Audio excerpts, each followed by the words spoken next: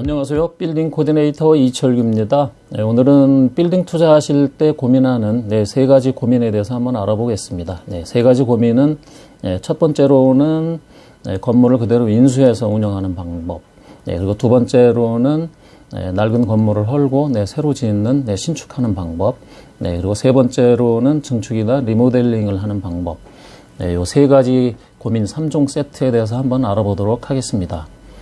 물론 공통된 목적은 물론 건물의 가치를 극대화시키고 임대 수익, 많은 높은 임대 수익을 얻기 위한 목적이죠. 그래서 오늘 영상 끝나는 부분에 신축이나 리모델링 하실 때 반드시 첨가해야 할 한 가지 꿀팁을 알려드리도록 하겠습니다.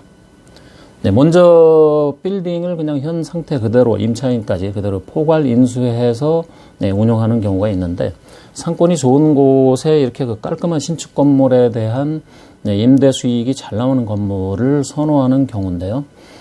시간이 굉장히 많이 걸린다는 점을 들 수가 있고요. 그래서 가격이 상당히 또한 비싸다는 점을 들 수가 있습니다. 이렇게 상권 좋고 건물 깔끔하고 수익률 좋은 빌딩을 시장에 내놓는 경우가 사실은 굉장히 드물기 때문에 그렇습니다. 두 번째로는 오래된 낡은 건물을 매수해서 전체를 다 헐고 새로 신축하는 경우가 들 수 있는데, 빌딩을 신축하는 경우에는 사실은 거의 전문가들의 영역이라고 볼 수가 있습니다. 그래서 제가 오늘은 길게 말씀을 드리지는 않겠습니다. 우선 신축도 우선 주변 상권을 분석을 해야 되기 때문에 시간이 많이 걸린다는 점을 들 수가 있고요. 그리고 건축하는 경우에는 관련 법률이 사실 굉장히 많습니다. 그래서 관련 법률도 굉장히 많이 파악을 해야 된다는 점을 들 수 있고, 특히 4대 문안에 신축을 할 경우에는 지하에서 문화재가 발견이 되면은요, 공사를 즉시 중단을 해야 됩니다. 그리고 문화재 발굴 비용이나 그리고 조사 비용은 개인이 부담을 해야 되고요. 물론 그만큼 공사 기간이 길어지겠죠. 그래서 최근에는 정부에서 약간의 비용을 보조도 해주기도 합니다. 그리고 포상금, 문화재가 나왔을 때 포상금은 포상 비용이 최대 1억 정도밖에는 되지 않기 때문에 큰 도움이 되지 않습니다. 그래서 건물을 신축할 때 주변에 문화재가 나왔을 때 결코 기뻐할 일은 아닙니다. 문화재가 애물단지가 될 수도 있습니다. 그래서 4대 문안의 빌딩을 구입을 하실 때는 반드시 지하층이 존재하는가를 파악을 한 다음에 구입을 하셔야 나중에 신축할 때 꽤 유리하다고 볼 수가 있습니다.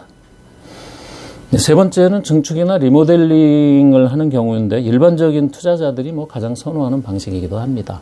증축하는 경우에는 기존의 건물주가 용적률 상향 조정이 가능한 지역에 현재는 적용받지 않지만은 시간이 지나면은 용적률 상향 적용을 받을 수 있는 그런 지역의 건물을 지을 때 기존 건물주가 기초공사를 잘 마무리한 상태에서 인수해서 나중에 증축을 해야 되는 경우가 있고요.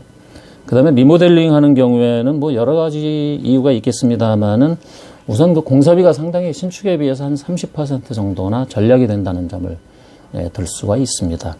그리고 대신 명도 문제가 또 발생이 될 수도 있고요. 특히 공사 기간 하는 동안은 임대 수익의 공백 기간이 발생한다는 점을 충분히 감안을 해야 된다는 점을 들 수 있습니다. 그리고 제가 판단할 때는 신축보다는 반드시 리모델링을 해야 하는 경우가 물론 여러 가지가 있겠습니다만 저는 두 가지를 말씀을 드리도록 하겠습니다. 첫 번째로는 빌딩 자체가 건폐율이나 용적률을 초과 혜택을 받은 경우에, 이런 경우에는 건물을 신축했을 때는 지금보다 규모가 상당히 사이즈가 작아지겠죠. 이런 경우에는 신축보다는 리모델링을 제가 권해드리고, 두 번째로는 빌딩 내에 숙박업소가 있을 경우에 헐고 다시 신축을 했을 때 숙박업소 허가가 다시 잘 나기가 어렵다는 점을, 이런 점을 들 수가 있습니다. 그랬을 때 이 두 가지 이유가 있는 경우에는 가급적이면 신축보다는 리모델링을 제가 권해드리겠습니다.